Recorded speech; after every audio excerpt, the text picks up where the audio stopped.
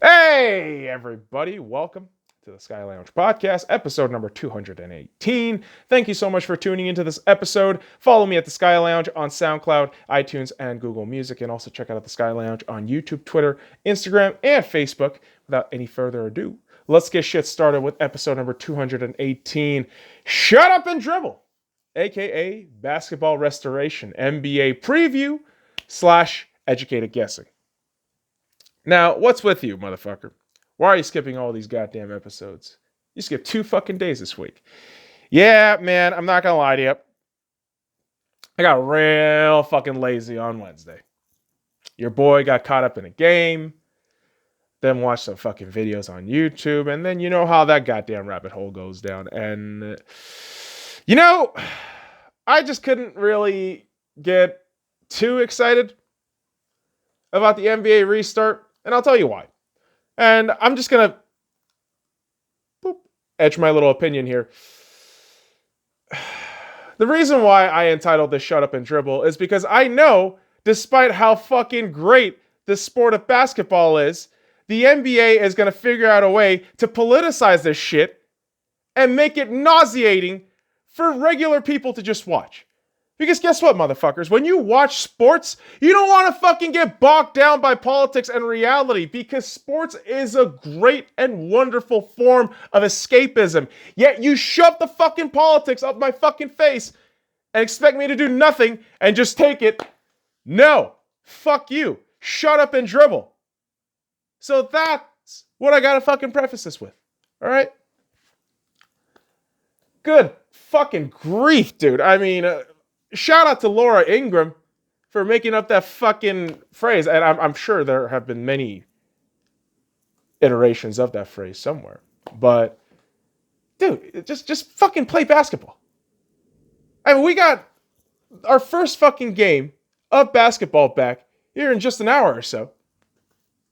And all we can fucking do at this point is watch all these goddamn NBA commercials about social justice and all this fucking shit, where the idiot me just wants fucking basketball. I do. Hence, I'm going to go with the fucking educated guessing here. Just like what we've been doing with the NHL and NFL, I want to go ahead and make some educated guesses for the restart and the playoff. And, the NBA... it's such a clusterfuck league at times that I feel this playoff format is just utterly ridiculous.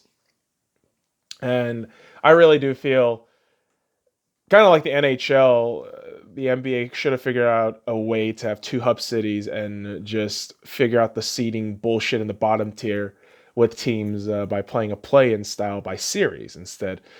They're doing this whole fucking spiel about, we got best of 2 series of the 8th and 9th seed have all the same fucking iterations of games that are won. And because of just that ridiculousness, I'm going to make a couple of assumptions before talking about what I think is going to happen and going down this, trail of educated guessing. East versus West, obviously. That's what we're going to have the conference set up as. 8 teams per conference. And yes, I'm going to specify the teams that will be eliminated during the play-ins.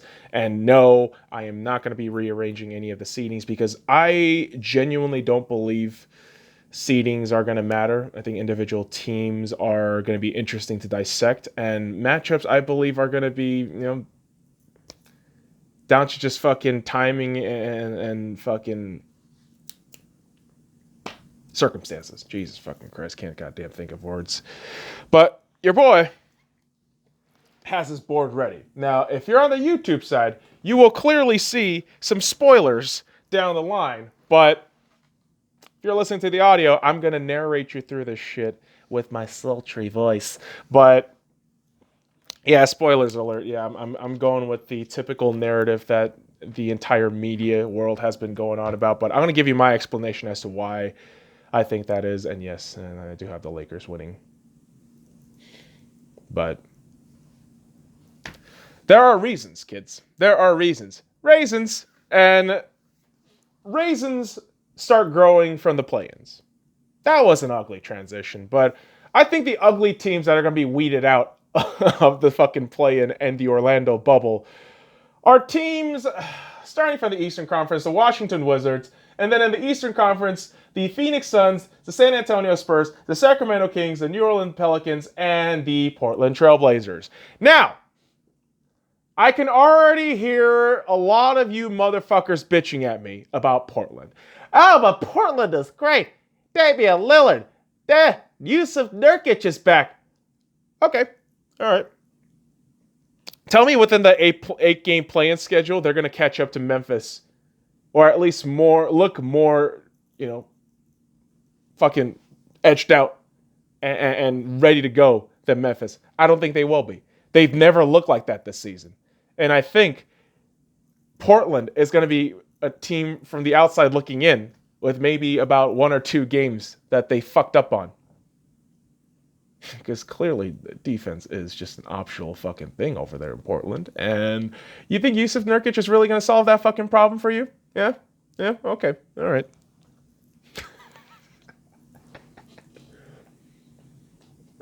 And let me pose you a question, Portland fans. If you actually make it to the fucking playoffs, what do you think is going to happen to you? Again, sweep. Sweep. Oh, you fucking match up with the Lakers if it's 1-8. Sweep. Oh, you somehow make it to the second round if as a 7th seed or whatever fucking seed, because winning in this goddamn play-in round is so fucking weird. But, whoop-de fucking do. Sweep. You'll still get swept. That is your lot in life as a Portland fucking Trailblazer team. This team, every iteration, every year, gets swept. And it's mind-blowing. It's absolutely fucking mind-blowing how they get swept every fucking year, but they always do. So even if you fucking make it, I'm asking you, will you even make an indent in this fucking playoff? I don't think so. And good grief, Portland. Your city's on fucking fire. Why don't you go there and douse that shit out first? You said no politics. Yeah, I know. I just had to take a fucking cheap shot at Portland. Just a fucking discount version of Seattle. But Seattle doesn't have a team. Yeah, OKC doesn't deserve the fucking team, but there they have it. Right? The NBA team in OKC. Although, to be fair, OKC this season has been pretty spectacular. So, with that said, we do have to talk about round 1 of the playoffs. And like I said, the seedings are going to be left as such as it was. As it was before the pause. And let's go ahead and read off some of these goddamn seedings here. So from the Eastern Conference, we got number 1, Milwaukee, number 2, Toronto, number 3, the Boston Celtics, number 4, Miami, number 5, the Indiana Pacers, number 6, the Philadelphia 76ers, 7, Brooklyn, and 8, your quote-unquote home team, the Orlando Magic, who is there just by virtue of being an 8th seed, but I feel like they have no fucking business being there, even if it is their home, because they are just a perennial mediocre fucking bottom-dwelling team that somehow lucks themselves into a playoff position every fucking season almost. But Lord, I have no confidence in Orlando. And that just might give you a bit of a spoiler as to what I think is going to happen in each of these matchups in round 1. So, in round 1, we also have to name off the fucking Western Conference motherfuckers. How did I forget to do that shit? Well, your brain's all pooed up because you smoke so much weed, motherfucker. You probably are going to say that, which credit to you. That is a fair fucking bit of criticism. But motherfucker, I got you. Let's read off the Western Conference fucking people here. Teams, people, assholes.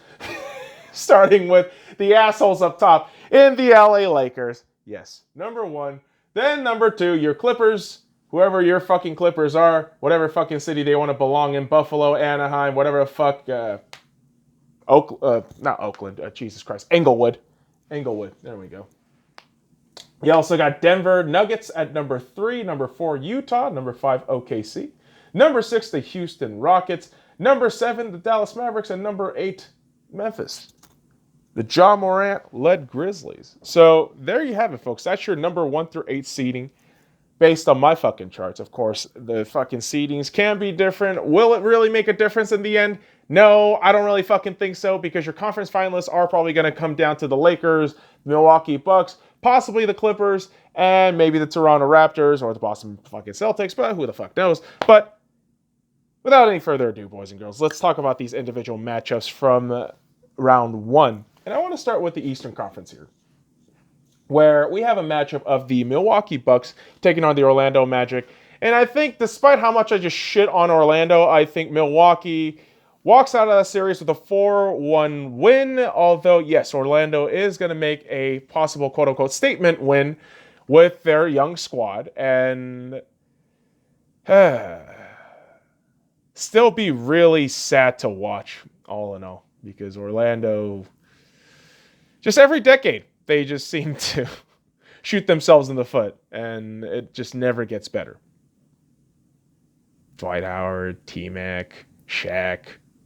You could even go recently as Victor Oladipo. But such is the way of Orlando, isn't it? But what's going to be an interesting matchup here, I believe, is going to be also the Toronto Raptors taking on the Brooklyn Nets. And I have a very similar result. The Toronto Raptors winning that series 4-1. Brooklyn has enough cohesive pieces to get shit rolling. But I think this is a year they're waiting for Kevin Durant to eventually come back. And obviously, Kyrie, being the woke guru that he is, probably not going to fucking show up. That's why I have them winning at least one game, because if Kyrie was there, I think they get fucking swept. Kyrie, such a fucking talent, but just an absolute team cancer. Go figure, right? He's more of an all-star player than just a team player, which actually does make a difference in the fucking playoffs. But anywho, boys and girls, let's talk about the next matchup. The Boston Celtics taking on the Philadelphia 76ers in a series where I think Boston will win it pretty comfortably, 4-2. Philadelphia might kick and scream with the 2 wins, but I think in terms of rolling with that offense, I don't think Philadelphia is going to be as sharp as Boston is with their young talent, with that pretty solid unit altogether, led by Brad Stevens. So I think Boston takes that series 4-2. Now, the Miami Heat taking on the Indiana Pacers. I think this is going to be one of the more underrated series that we have in the playoffs, if we get that in the playoffs. And I think Miami pulls out of that with a 4-2 win, but I think Indiana makes it really interesting. Now, not 100% sure if Victor Oladipo is going to be in there, but you still have a very, very good squad in the Indiana Pacers. A team that always is pretty decent all around. Just never gets the fucking attention nor the notoriety that it deserves. But with good reason in this series against Miami Heat, I think they'll still lose, because Miami, led by Jimmy Butler, I think they're going to grind out their fucking result and pull off with the win. And shout out to Tyler Hero, man. I actually watched the Miami Heat in Dallas just a couple months ago. And I got to tell you, Miami is a spectacular team, and I hope they do pretty well. But we all know what's going to happen in the East eventually, right? But I'm getting way too ahead of myself. Let's actually talk about round one of the Western Conference Final. Jesus Christ. Round one of the Western Conference, motherfucker. With all your goddamn faux pas, could you slow it down a little bit? Yes. And I'll slow it down with the first matchup of the Western Conference round one bout. The LA Lakers taking on the Memphis Grizzlies. I'm going to tell you this. I think the Lakers win that series, but really, really close with the 4-2 win. And yes, 4-2 doesn't seem like a close win, but I think Memphis is going to be a really tough team, a really just bite the fucking bullet, bulldog mentality team, young kids, John Morant, Brandon Cook. Is it Brandon Cook? Brandon Clark, I apologize. Just thinking about that shit real quick. And all around pieces that can do wonders. And I think Memphis is going to surprise a lot of people despite losing in that series if they get matched up with the Lakers.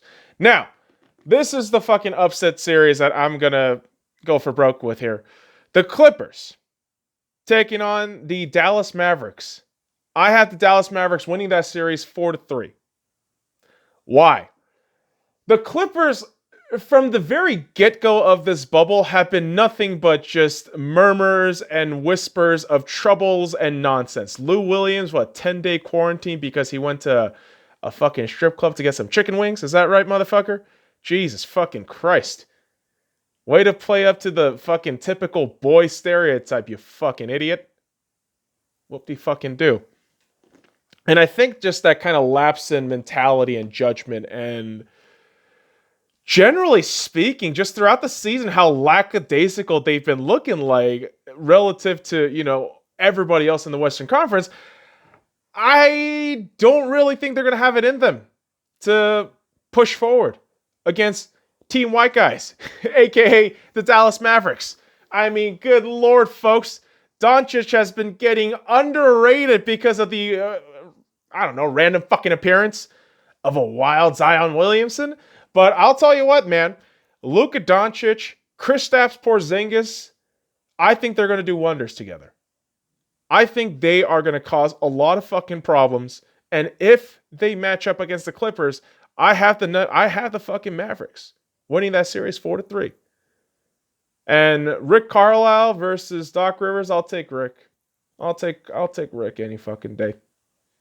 Doc Rivers is an overrated fucking head coach that has only gone off the good graces of his fucking championship in 2008 and has done really nothing within his lifespan as a Clipper. So there you fucking go, kids. Oh, Lakers hater. Dude, just watch the fucking season of the Clippers. They haven't really been all that fucking gangbusters. But, of course, you're just going to say Lakers bias, LA. Yeah, an actual LA fan. Not a fucking Buffalo, fucking Anaheim, or whatever goddamn city fucking Clippers belong in. Nowhere, really. I mean, part of a fucking dumpster, to be honest. But they'll fucking talk. They'll jab. And wherever these Clippers fans so happen to be, good for you. But, again, I've never seen any of you motherfuckers in real life. So, good shit. Good shit. Good shit to know that Lakers fans will always fucking outweigh Clippers fans. And maybe literally, because I'm also a fat boy. But Jesus fucking Christ, Clippers fans. Shut the fuck up. Now, here's another fan base that I know I'm going to get a lot of shtick for. But I think in the next matchup series of the Denver Nuggets and the Houston Rockets, I think the Denver Nuggets win in a sweep. I have no confidence in Houston. I think Houston, despite Brody, the Brody twins, it's not going to work. You have a lineup that's so goddamn short and two fucking point guards to essentially play the same fucking way. Greedy, ego basketball. That down the line, it's really not going to translate into wins. And yeah, Denver looks deadly. Denver has been looking deadly since last season. And really, I remember the playoffs for Denver last season was just kind of a farting out.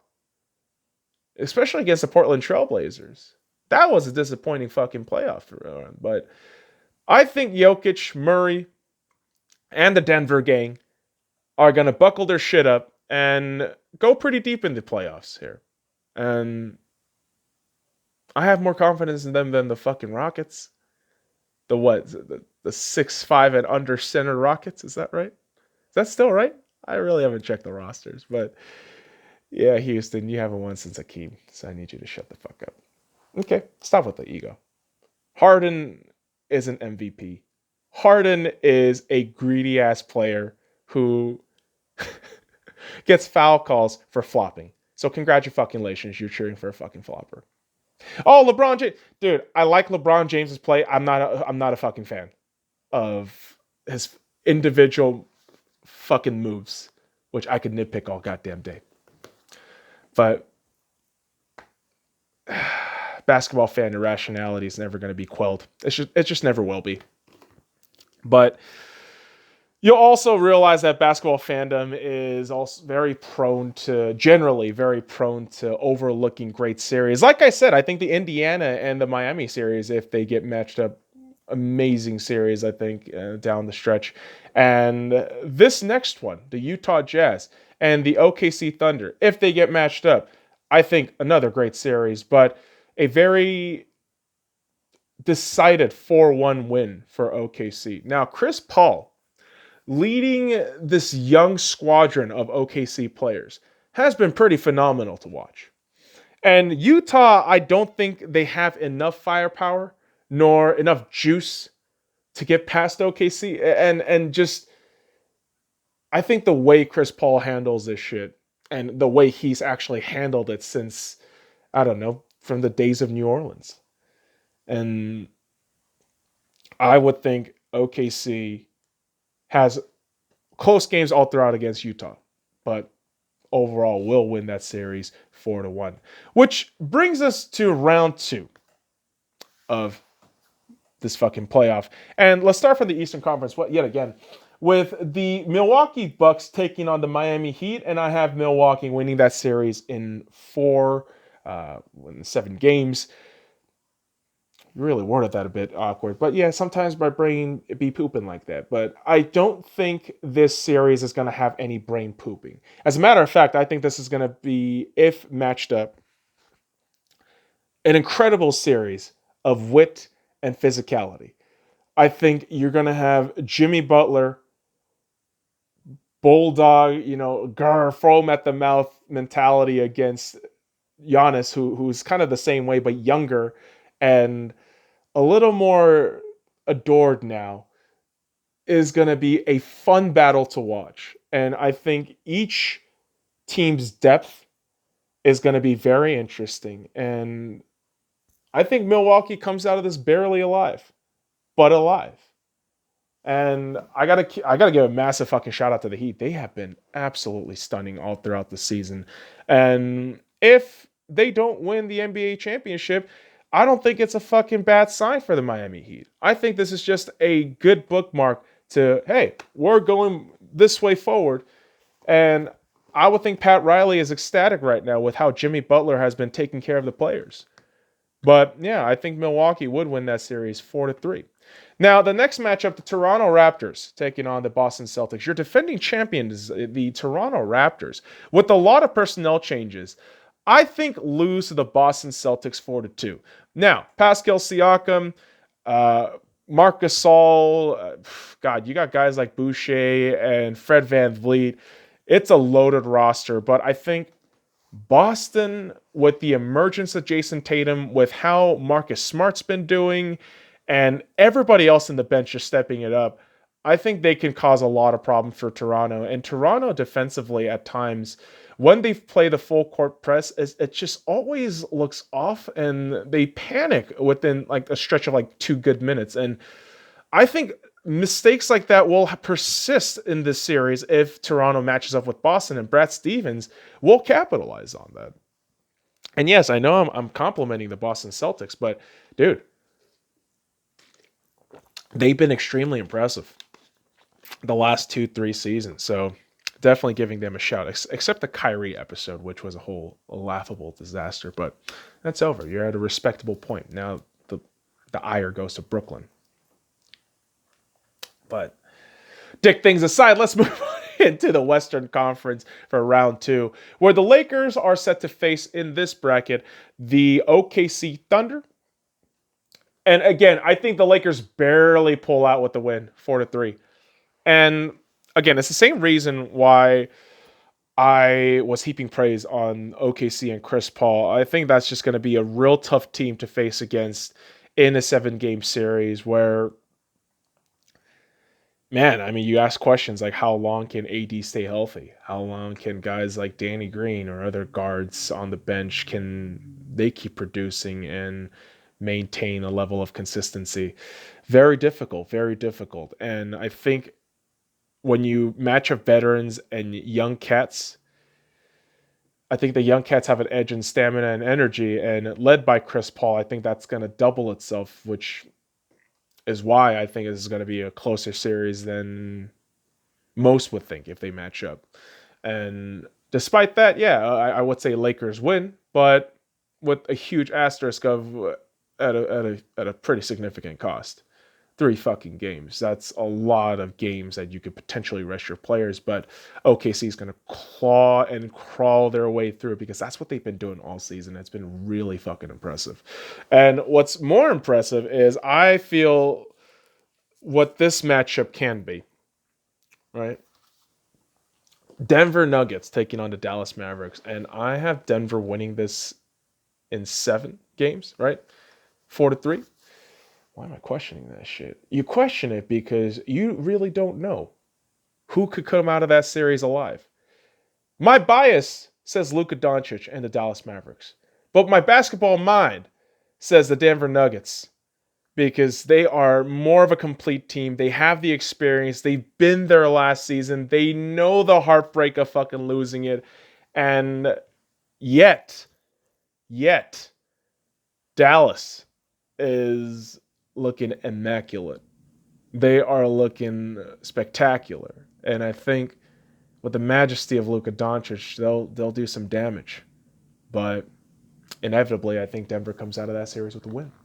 Which moves us into the conference finals, boys and girls. And in the Western Conference final, you'll have the matchup of the Lakers and the Nuggets. And in the Eastern Conference, you'll have the matchup of the Milwaukee Bucks and the Boston Celtics. And yes, the inevitability of the NBA Finals comes crashing through when I tell you the Milwaukee Bucks will beat the Boston Celtics in a series in the Eastern Conference Final. I apologize, 4-1, where the Lakers will beat the Denver Nuggets in a Western Conference Final series 4-2. Ergo, making the NBA Finals matchup, the LA Lakers taking on the Milwaukee Bucks. Now, why wouldn't you give your reason as to why, the Celtics might not win or the Denver Nuggets might not win? Because as a cynical fucking basketball fan who's seen this shit way too fucking much, I can pretty much assure you that this is what the NBA actually wants in terms of money and revenue. They want a matchup of last year's MVP and potentially LeBron James this year's MVP. Now, do I think it'll happen? Yes. In all likelihood, like 60% or above, I think it'll happen. The other 40%, random ass fucking matchups that I would like to personally see. But it feels a little odd, right? Kobe Bryant died earlier this year. There's a whole fucking pandemic going on. There's a goddamn bubble now that the fucking players got to play in.